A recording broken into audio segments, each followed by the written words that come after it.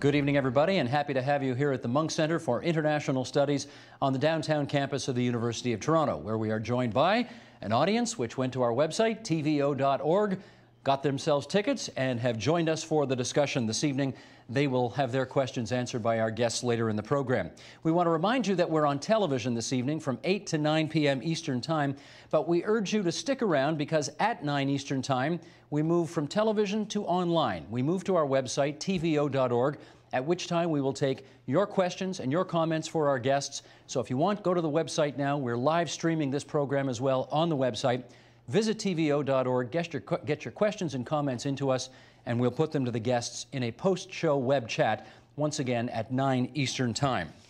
Now, are we bound to believe, and are we better for it? Some guests tonight to help us with that very weighty couple of questions. Starting with Ronald D'Souza. He is a professor of philosophy here at the University of Toronto.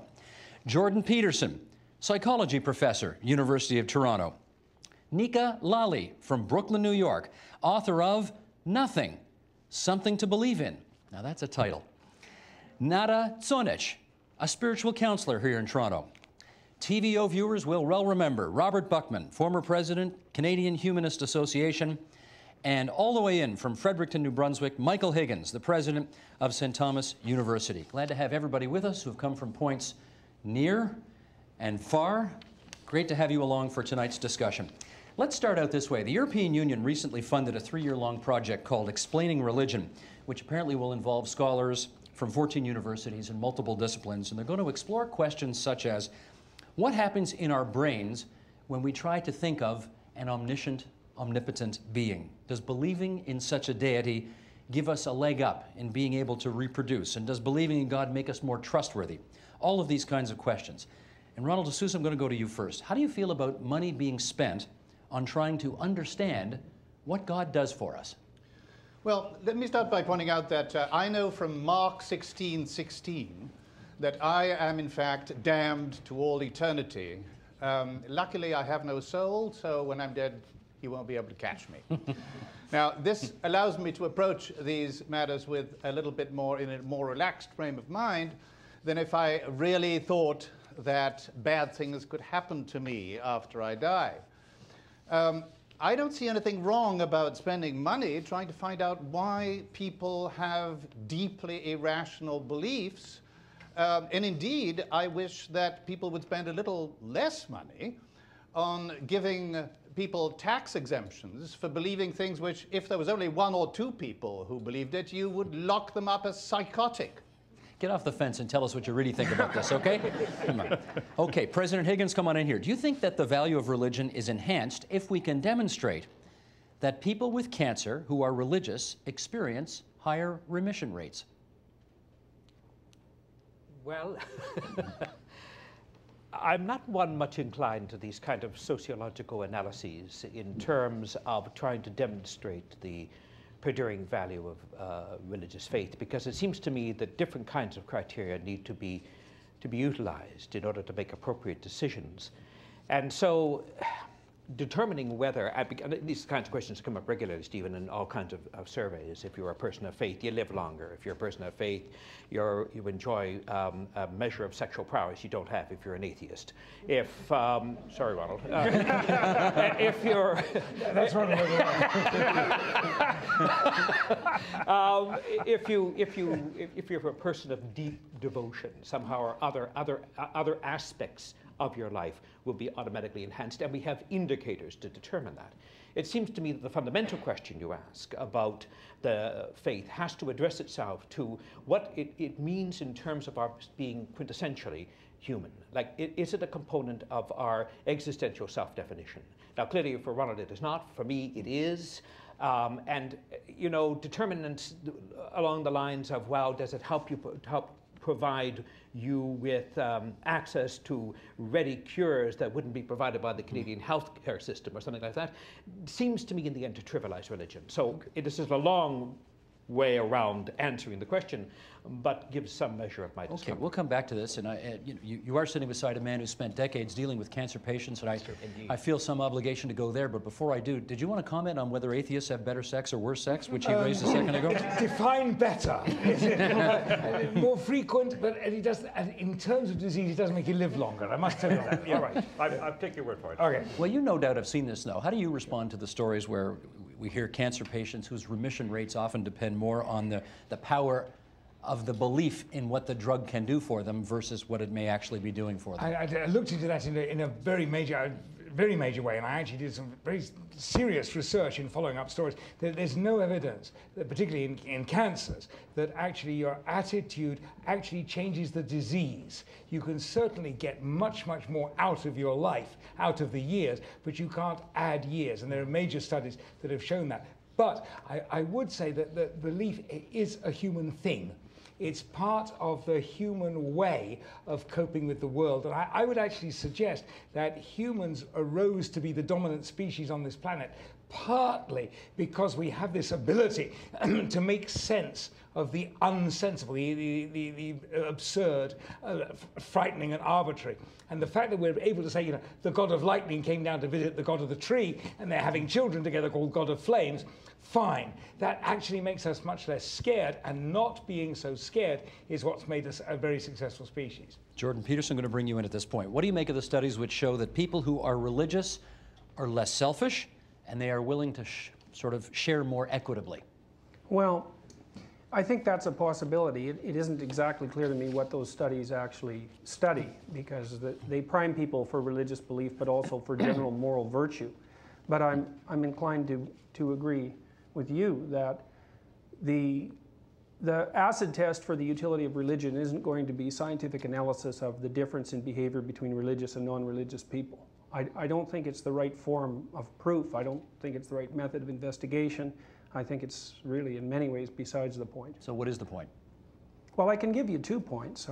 In the intro, you suggested that people have to believe because they don't know everything. And I think that's an incontrovertible fact. People can't frame their interpretation of the world without resorting to assumptions. And I don't think that's debatable. I think we know that. And you also asked if it made people better. And I know 2 things you have to believe for which there's no proof, that if you don't believe, you're much worse. And one is that existence is worthwhile. And there's plenty of proof to the contrary.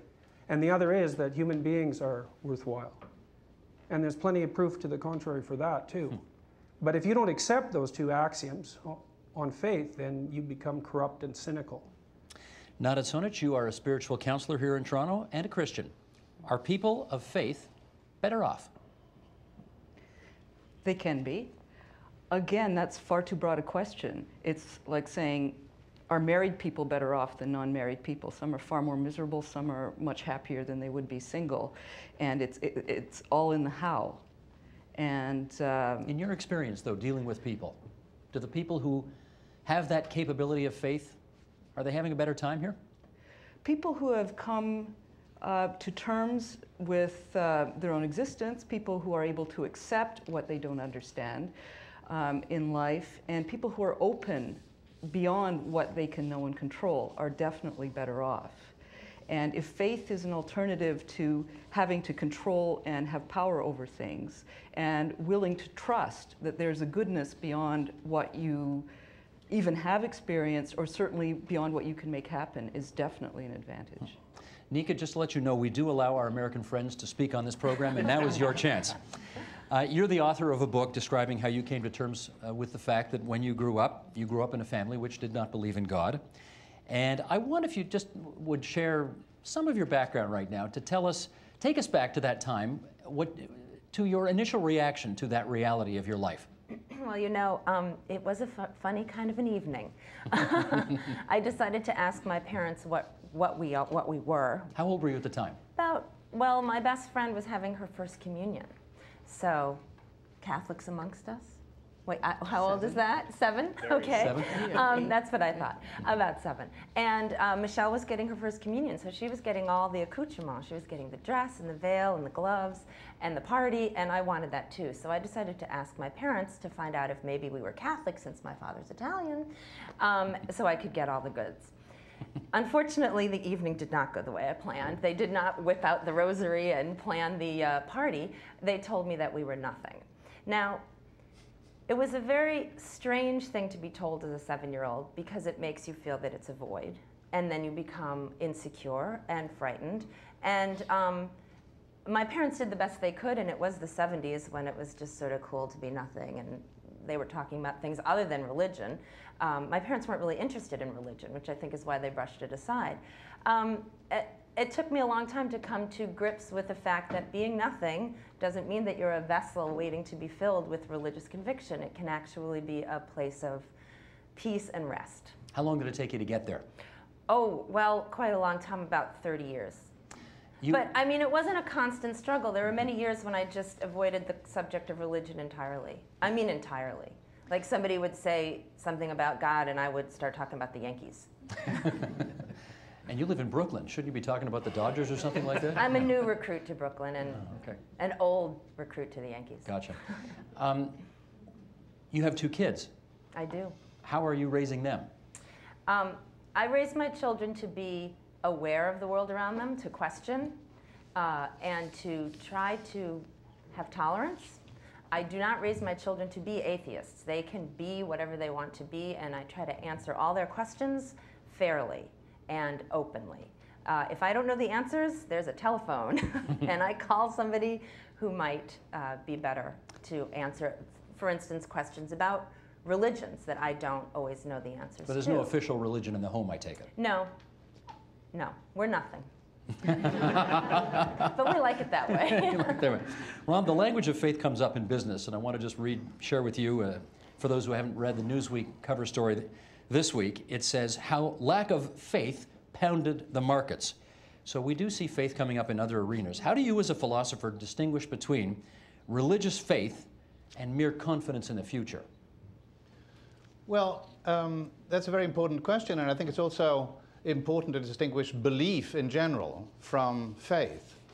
And I think that we atheists are often accused of being fundamentalists of a different kind, so that one often hears, say, Dawkins attacked as a fundamentalist whose fundamentalist belief is in science. But I think it's really important to see that to have conviction is very different from having faith, because conviction is a kind of belief that can be sensitive to evidence and argument. And the whole point of faith, indeed the virtue of faith, which is praised by Christians and others, is precisely the strength to continue to believe something in the face of reason and evidence.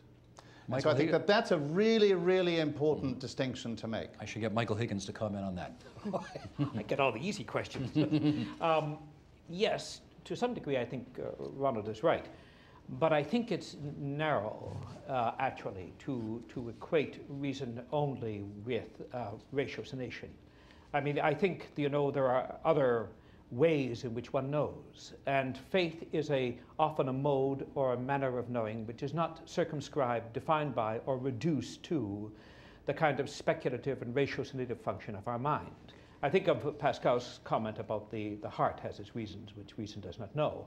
And although that can be glibly used, I think if you look at the writings of Donald Nicol, I think very distinguished British writer who spent a good deal of his time divided between the United States and England, wrote some splendid things in religious studies, history, and philosophy, would often comment on what he called the scientia cordis, meaning the science of the heart.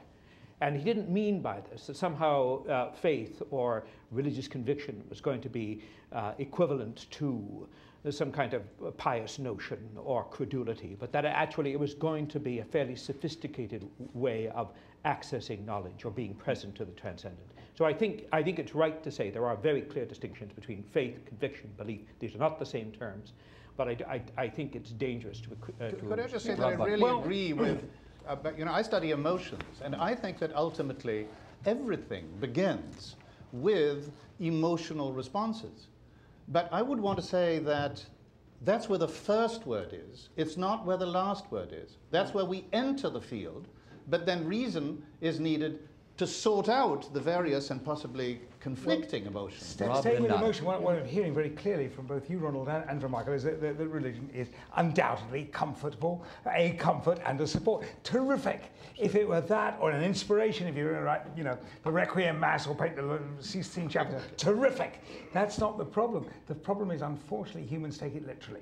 And they say, my God told me to kill you, so I'm going to kill you. And that is the real problem, is the link between religion and behavior. That's one of the things that scientists do frequently is set up religion as a straw man. So what they do, and I think really this is what Professor D'Souza is doing, is they hypothesize that religion is about a set of facts, like science is, except that the facts that religion is about aren't true. But religion fundamentally isn't a scientific theory. It has to be dealt with from a perspective that isn't the same perspective that scientific facts are about. Religion is a way that people organize their behavior. Now, in addition to that, there's often the complaint from rationalists that religion causes violence. And I think that's very superficial analysis, and this is the reason. Religion unites the people within the religion who would otherwise be fighting non-stop. Now, there are battles between religions, and that's unfortunate, although there are battles between many things. But to attribute to religion the cause of violence is to completely ignore its utility in uniting large masses of people. Nada. Okay. Well, this caricature of religion is just addiction to fantasy, that you have to hold on to a set of beliefs contrary to evidence, doesn't work from a religious point of view. People who insist on trying to believe things that defy their perceptions and defy reality are neurotic, the way anybody else is neurotic, and they suffer the same kind of closed-mindedness. You have to shut down. You have to shut down to other people because you can't listen to them, because they might argue you out of it. You have to shut down to your own perceptions. It makes you worse. And there is, of course, a kind of dysfunctional religiosity, as there's dysfunctional everything. And that seems to be treated as what religion is about. And if it were that, I wouldn't want it. And in fact, I stayed away from it for a long time, thinking that that's what it had to be. In fact, as I've said, to the extent that Christianity is based on historical truth claims, it's really prone to literalism. And I think it's partly because we don't know how to read metaphor or poetry anymore. Since the Enlightenment, we think everything has to have one meaning and a physical reductionist meaning, and we read religious texts that way, and it's been absolutely disastrous. Nika. Well, as somebody from, you know, south of the border here, I mean, if everyone who I've come into contact with from the religion side of the argument was as reasoned and as sort of understanding in a bigger, sort of more poetic and beautiful way about their beliefs, I would really be a happier, I think my country would be a happier place. One of the things, we were talking about conviction versus belief, but there's another little part of that, which is that many, many, many, and I don't know the numbers, but somebody here might, religious people have totally confused faith or belief with knowledge, and they have become completely intertwined, and it's very difficult to deal with it, because I can deal with your beliefs. I can deal with beliefs. Beliefs are fine. I mean, you know, a lot of people have beliefs in a lot of things, and some things I have to have belief in because I don't have knowledge of. But to take that and but make then the next step. Really, I mean, the Creation Museum, I mean, that is really pushing it to a point where I don't really know what to do, because I feel like it just doesn't make any sense. Jordan? The philosophers could be helping people distinguish between factual knowledge and knowledge about values and action, but they don't, and they're often, well, some do, but the rationalists constantly do the same thing with religious claims. You know, think about it this way, you know, the story of Genesis, for example, we don't know how old it is, and it's thousands of years old. 5,000 years old, maybe older in oral form. The people who wrote that were not scientists. There weren't any scientists till about 1400 AD. Whatever they were doing wasn't science. They weren't one person, they were whole cultures building those stories. The stories are deeply mysterious. And to hypothesize that there are scientific claims about the nature of the origin of the galaxy and that they should be assessed against modern cosmological theories is, I think, stunningly ignorant. Okay, Ronald, that's them's fighting words. They certainly are. See, this is all very well, but the fact is that those are the texts which are taken seriously, if not absolutely literally, by 80% of Americans, perhaps 90% of Americans. And when you get sophisticated people arguing that, of course, nobody means it that way, the sophisticated understanding of religion is metaphorical. 6 days means 14 billion years, don't you see? And what we need to do is to interpret. Well, the problem is that theology, interpretation, is like tennis without a net. Every possible position has been held by theologians and killed for. Right? People have killed others because they believed in free will. Others have killed people because they believed in predestination. And there are about 100,000 sects just among Christians. And all of these sects believe that all the others, indeed that's one thing they all get right, that all the others are just a bunch of rubbish. Rob Buckman. No, I absolutely, totally agree with you. And there's proof. I'm sorry to interrupt to agree with you, but actually there's proof. The studies have been done in Laurentian University that actually show that about 7% of the student population out over 15 years will actually answer yes to the question, would you kill somebody if God told you to? And Ronald, you put your finger right on it. The problem is not with the inspiration, but the call to arms. I mean, the Mormons are a totally revealed religion. If you really want to be Mr. scared, Buckman, you would kill someone if God told you to. You would kill someone if God told you to. Well, that'd be a real problem. I would increase my medication straight away. Well, there is that. As a practicing non-supernaturalist, I would have real problem. If God says, kill Jordan there, I would say, I'm terribly sorry, I don't believe in you. There's a fabulous book called The Ordeal of Gilbert Pinfold by Evelyn Waugh, in which he actually listens to the hallucinations, and the hallucinations say, don't tell anybody about us. And he is almost at the point of not telling anybody about the hallucinations. So the answer to your question, Jordan, is no, I wouldn't. Yeah. If they said kill Jordan Peterson, I say absolutely. So let's talk about murderousness among atheists. Let's talk. Hey, Jordan. Sorry, Jordan, you were saying? Let's talk about murderousness among atheists. That's the other. No, hold on a sec. So let's take the Nazis to begin with. No.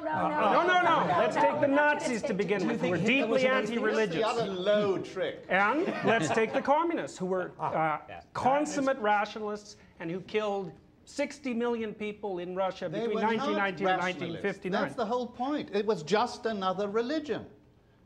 Without God. So was it conviction? Without God, but with faith. The whole point, if you look at what happened to those people who collaborated with their own trials because they had faith in the Communist Party, it's faith I'm against. It's not God. Well, it's faith, and God is just one of the things that most people have faith in and that you guys are defending as faith. I'm saying faith is intrinsically bad. Well, you're saying if it's, on the one hand, it's unavoidable, and on the other hand, it's bad. I never said it was unavoidable. I said conviction and emotional response is unavoidable, not faith. Faith is avoidable. Okay. Nada, let's hear from you. Is violence avoidable? The question is, would you kill if God told you? Could you ask, would you kill if there was if someone gave you $1 billion to do it? Would you kill if your child was at stake? There's a lot of reasons why people would say they would kill. You could say, I think I would kill because God told me to. It's especially ridiculous because I don't believe in God. But the point is, someone is willing to kill someone else. And will religion take away your personal responsibility for being willing to kill? Well, obviously it did for him. Rob and then Michael. I don't think so. I'll kill you. Get up! I accept that. One of the problems I have is what, Ronald, is it seems to me you're confounding faith with credulousness. And I agree entirely with you when it comes to subscribing to a comprehensive ideology that results in the kind of mass murder, whether it's at the hands of Marxists or Zionists or whatever group that may be whipped up in the name of a particular creed to extirpate their enemy, regardless, all right? But what I think of in terms of faith is something far more subtle, something far more gentle than that. It's in terms of an openness and indeed eventually a relationship with the transcendent. And that therefore that kind of language doesn't constitute the threat to the other, doesn't involve the annihilation of the other, doesn't require one to subscribe to a bloody creed, whether it's Christian or whatever. Can I just interrupt long enough to read something that speaks to this point and then have you answer a question coming out of it? Because 1974 Massey lecture, George Steiner, the European intellectual, had this to say. Let's put this up so everybody at home can read along. There's been a marked decline in the role played by formal religious systems. In Western society, Christian faiths, which had organized so much of the Western view of men's identity and of our function in the world, lost their hold over sensibility and over daily existence, affecting the very center of Western moral intellectual being, leaving an immense emptiness. The decay of a comprehensive Christian doctrine had left in disorder essential perceptions of social justice, of the meaning of human history, of the relation between mind and body, of the place of knowledge in our moral conduct. Where there is vacuum, new energies and surrogates arise. Is Steiner saying we can't live without a belief system, regardless of what it is? You gotta believe?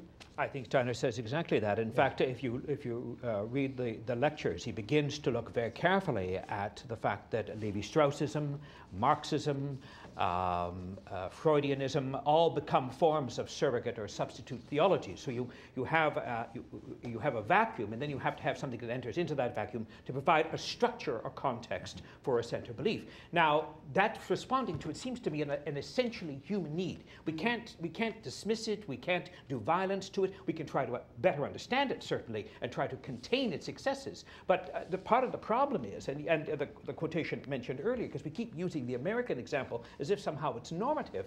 I can't, first of all, in the large number of Americans I know in the university setting, 90% of the Americans will subscribe to this kind of madness. These seem to be largely caricatures, you know, portraits of excess, rather than in any way balanced representations of authentic and integrated religious living. So, I mean, if we look at the examples that are disordered, yes, we can certainly come from that with a very jaded view, or at least confirmed view, of religion as one of the great agents of disorder. But if we look at it from a different perspective, it seems to me we can get a better understanding of what faith means. Jordan Peters. I have an interesting historical anecdote with regards to that point. I was at a political meeting that was organized by Preston Manning about a year ago on the interface between religion and politics, and I heard a Gallup pollster make a claim that I'd never heard before. I'm going to preface this with an observation that Quebec underwent a religious revolution in the late 1950s, so it was kind of like the last European country in which Christianity really fell. The Gallup pollster did a poll, and he demonstrated a fact I'd never heard before, which was that if you were a lapsed Catholic in Quebec, you were 10 times more likely to be a separatist. And what that meant was that for the Quebecois, in the absence of Catholicism, nationalism poured in to fill the void.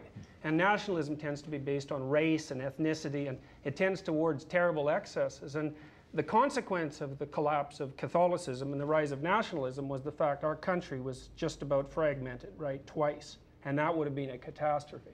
That's a good example. It's not necessarily true, Jordan. I mean, it's quite possible that the kind of people who wanted to be separatists couldn't tolerate being Catholic for a long time.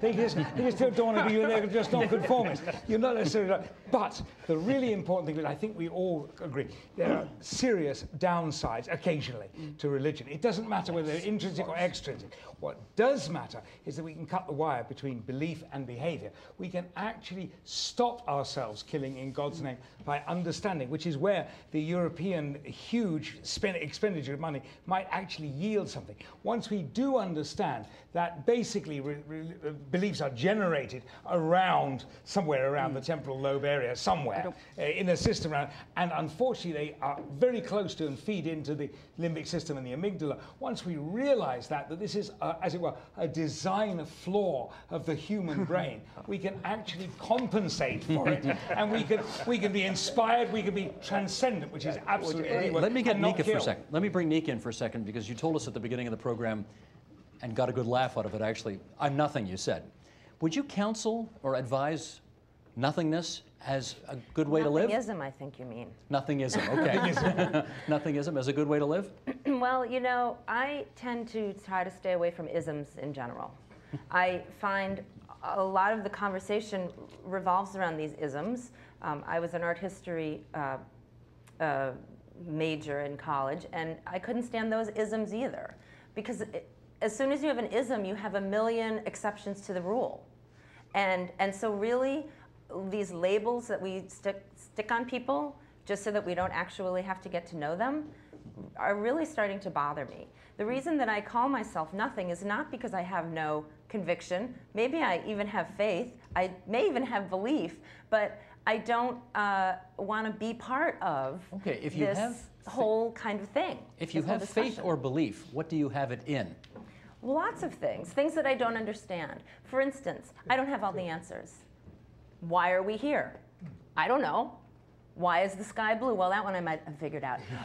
You know, what happens to you after you die? I don't know. And so I have, you know, faith, because I don't really mind the word faith as much as I think you do, that there are reasons, I just may not know them. Now, I also have a friend who's Catholic who said to me, what you call nothing, I call God. So I fully accept that there are many approaches and that there are overlaps, and that what really stuns me is so much time is wasted because everybody wants everybody else to be what they are. And the whole exclusivity clause of all the major religions that I've studied is really the big problem. Like, what we really need is a modern day prophet to come rising out of the water or the air or something and say, you know what? I think we got that little piece wrong. Are atheists an exception to that? No, atheists are not an exception to that. They want people to be atheists as well? There are people who want to convince you, everyone, that they should be what they are, what he is. Thinking of a person in particular. No, I mean, I think there are this new crop of they've been called evangelical atheists. But the point is that all the discussion is great, but then you have to go back out there and live your lives. And you have to live next to people who are different from you in a myriad of ways. So if we could have conversations like this that are on a very high level and where there's a sort of a accepted respect. Okay, we've got a little line down the middle here because, you know, between us, unbelievers, non-believers, and believers. But you know what? I wish that this could be the discourse in the real world. Right. I'd like to, I mean, I totally agree with this, and I would like to support it with a suggestion that the philosopher Dan Dennett has made, a very practical suggestion, which just a week after I'd heard it, turns out to be exactly what Quebec has done. And that is that everybody in every school should be compulsorily taught religion. But not one religion.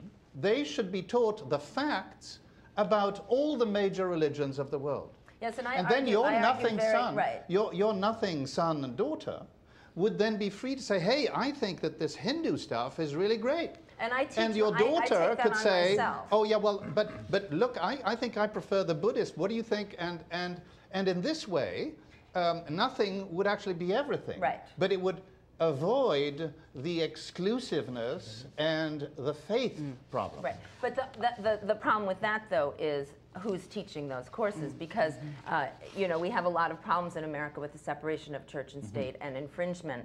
So I would, you know. But I guess the advantage of his way is that we're not what we are by default. We are what we are because we've chosen. Exactly. Okay, I want to challenge the belief that humans are that belief-driven, that we could impose some legal policy or just tell people not to believe in God, and their instincts for violence, their tendency towards jealousy and exclusiveness, all the anthropological scapegoating urges would just disappear. Well, nobody thinks that.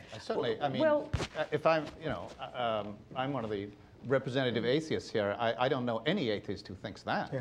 Well, no, but what you're arguing is that if we can change or we can attack a certain belief system, or as you were saying, if we can just understand, I mean, you were saying that humorously about the limbic system, but what I'm challenging is simply the idea that faith or belief is this kind of intellectual or cognitive construct that's put on top of emotional urges that, that it can therefore in the case of religion, it can take violent tendencies and suddenly put them first. And I'm saying that as Michael was saying, that's an abuse of religion.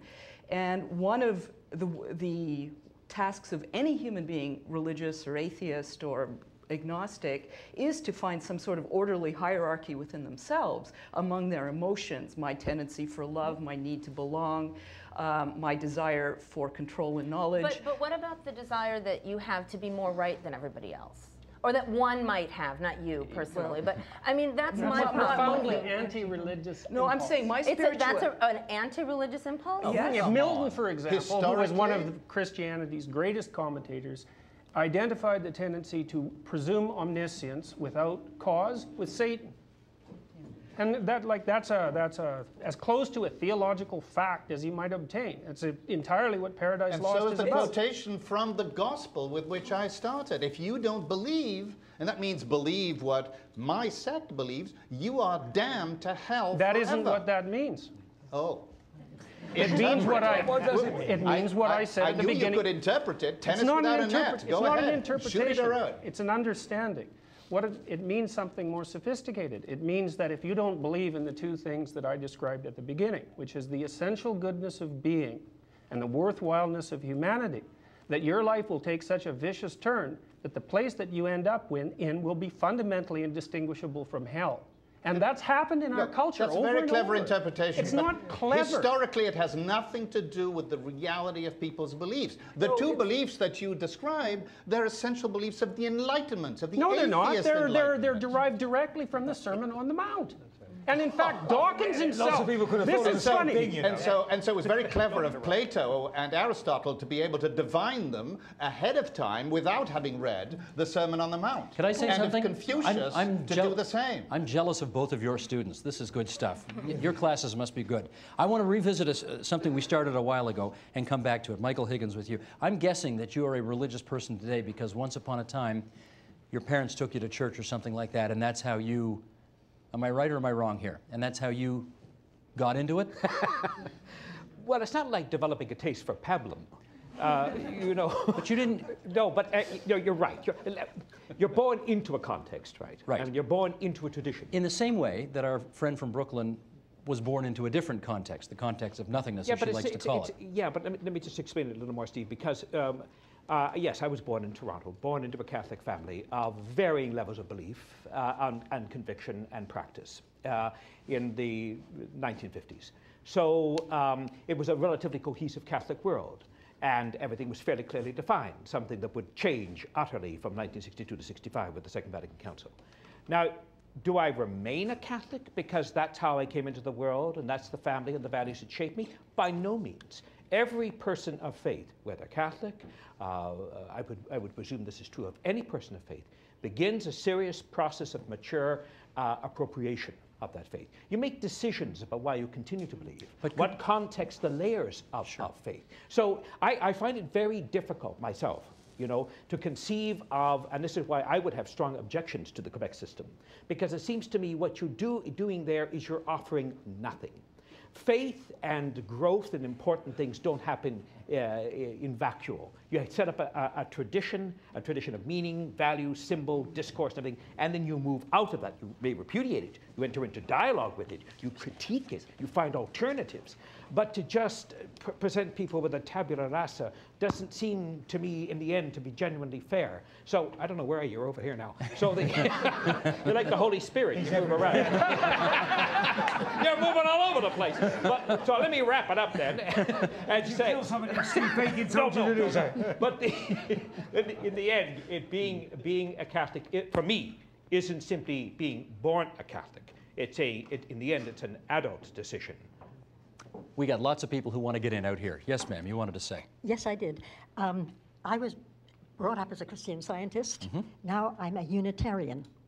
What I want to say, and perhaps I'll direct my question particularly to Rob Buckman. Einstein had what he described as a cosmic religious sense. And he spent the latter part of his life trying to educate humanity for peace.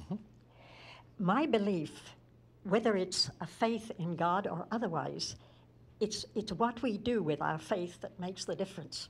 And I feel myself that most of us should legitimately be ashamed of ourselves because we are not doing what we need to for humanity.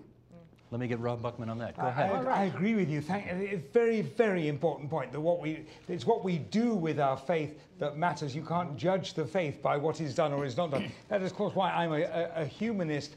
It's a funny word, but it actually means basically a congregational community of people who don't believe in a supernatural force. And Einstein was one of the greatest thinkers of all time. He did believe in, as it were, the universe and the way it works. He did not believe in an intelligent design or a God in the sense of the way that many people, I pray to God and he'll make it rain, I won't have to do the French test. So I think how we behave in response to our faith is really important, and we can cut the wire between faith and bad destructive behavior. Over here, please. Yes, I have a question about faith for the same gentleman. Is it Mr. Buckman? Yeah, Rob Buckman. Rob Buckman, yes. I think what we're discussing here in a circuitous way is, are human beings hardwired for religion, and hardwired for faith? I mean, there are many things. There is no tabula rasa. I think, if you look at science now, you can see we're hardwired for many things. In your opinion, are we hardwired for religious faith? Yes, absolutely we are. It is one of the things that's made our species so successful. Thank you so much.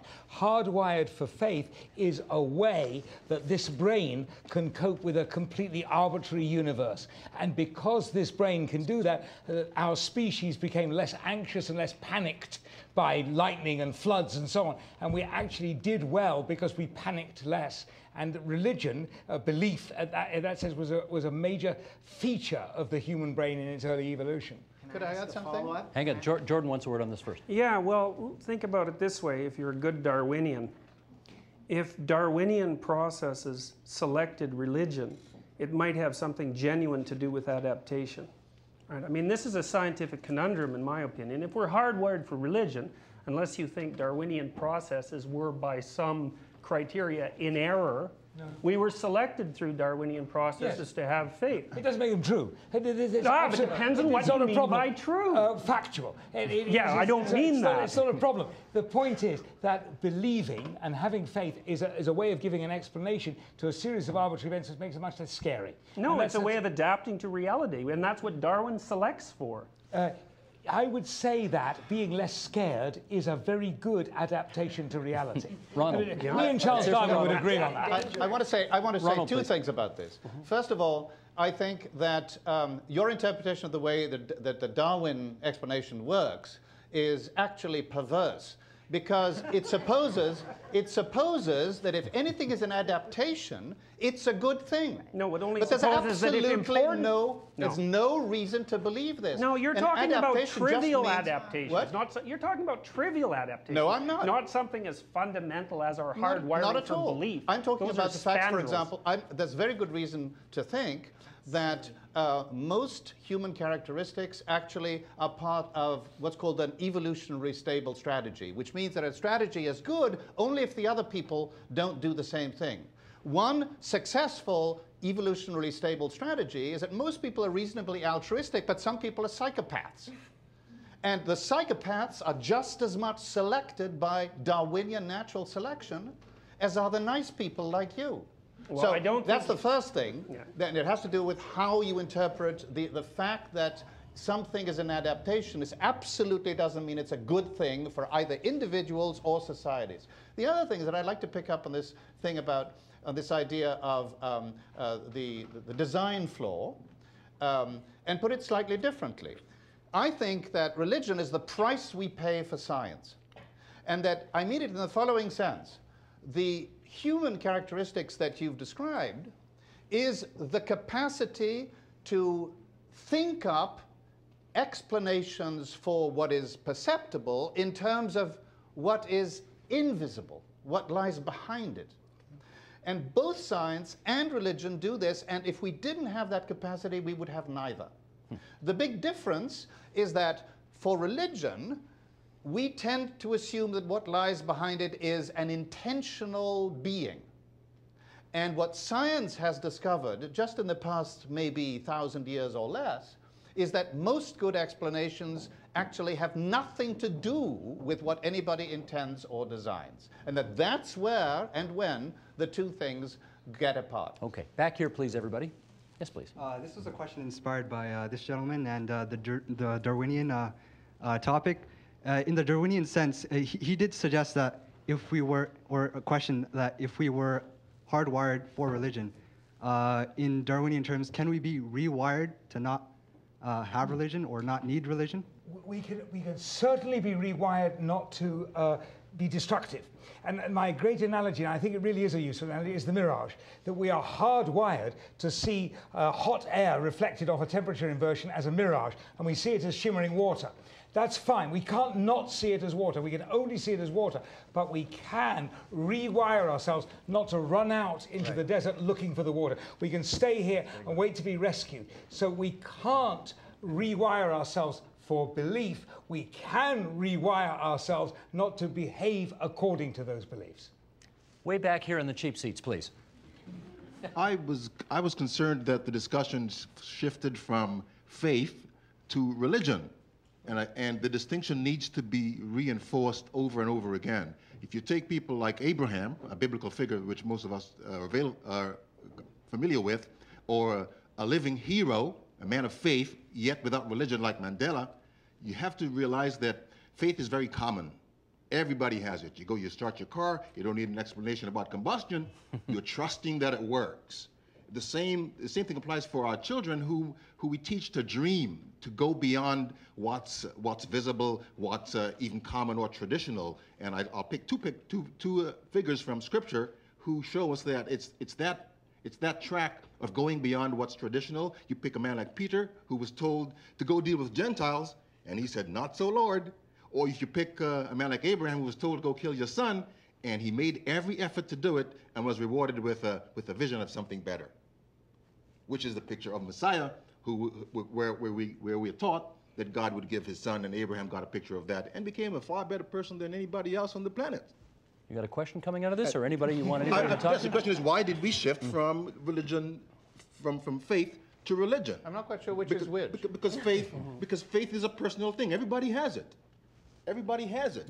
From people who, as I said, get on a bicycle, you don't have to be able to explain the mechanics, the physics. Okay, let me hear from Nod on this. And you trust, and you're successful. And some people can become very good bike riders. Let's get a response on this. Nod, anything you want to respond to on this?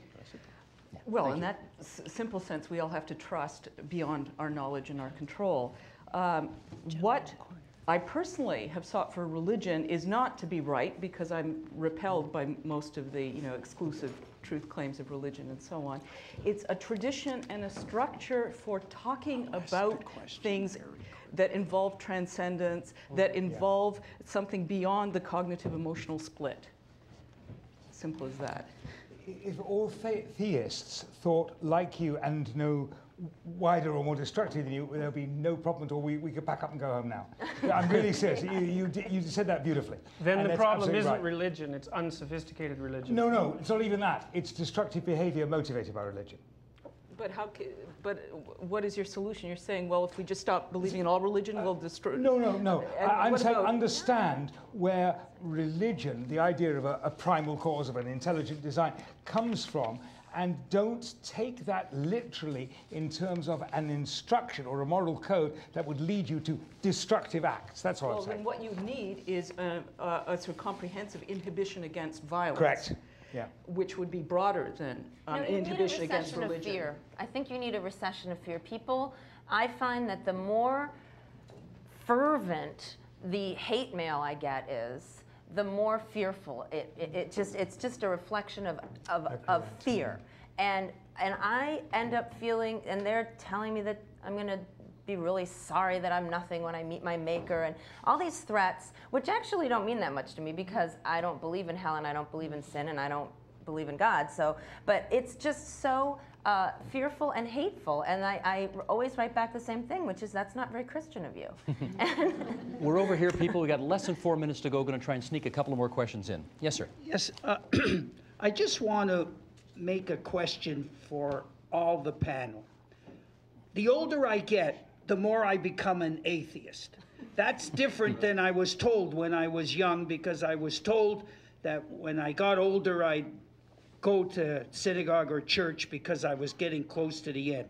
Isn't religion really just a method of power for individuals, for nations? Okay, Michael Higgins, you're on. I thought we'd go to the youngest man here first. I think that that's a good question, actually, for several reasons. One, because it breaks down some of the caricatures that we usually have. As you get older and more infirm, you depend more and more on religious faith because you may be facing eternity, right? And the fact is that very often these are just stereotypes. Life is much more complex than that, and the process is much more difficult. And more sophisticated. The big issue that you're talking about here about religion as a crutch or faith as a crutch seems to me to point directly to some of the issues about the deficiency of religion that our other three panelists have been speaking about, with which I completely concur. When you address the ugly side of religion, well, in a way, it doesn't get more ugly. But when you look and try to define religion in terms that I think that are more comprehensive, more holistic, that make really fine distinctions between faith and creed and dogma and ritual and mysticism, and you begin to see the much more variegated and complex ways in which people come to know and understand. For me, the primary mode of access to understanding things religiously is through the heart and the imagination. It's not through a detailed analysis of a particular clause in the Nicene Creed, though I also have training as a theologian. It is fundamentally through the other. It seems to me that one of the great works of the Catholic theologian Hans von Balthasar, who died not too many years ago, was his realization that aesthetics, art, is the primary foundation for access or experience of the divine. I think, and I'm being rather simplistic here, but I think that really addresses some of the issues at heart about faith. Let me see if I can get one more in. Art is illusion that knows itself to be illusion, whereas religion is delusion. No, it's sacred illusion. Okay, one more back here. Let's get one more quick in, please. I'm just curious, actually, as a question to sort of wrap up the discussion, as a general question for the panelists. We've touched briefly on a number of isms over the course of the discussion: nothingism, atheism, naturalism, humanism. Where do we go from here? I mean, we've had a great discun. We're all of. We didn't get to environmentalism, which is one of the great religions today as well. These days, absolutely, greenism. We've had a great discussion. We're obviously a room full of fairly well-educated people. How do we take this forward and move sort of out into the general public and get people to have more of a reasoned discussion amongst each other? Okay, Jordan Peterson, where to now? Well, I think there's one answer to that we could all agree on, which is that everyone should strive to learn more. Yeah, I mean, I'm a scientist, I'm a neuroscientist, and science is a wonderful thing, and I'm reasonably knowledgeable about religion, and that's been of great utility to me. And I think that regardless of your stance on religion and how you define it, ignorance is certainly something that everyone can strive to overcome, and cruelty as well. So the message is, be less cruel and go out and be nicer. No, go out and be less ignorant. Less ignorant. Less ignorant. But I think and less ugly. And respectful. Last word to our friend from the States. Respect. R-E-S-P-E-C-T. Am I closing on you? I'm over here. Okay. That's our time.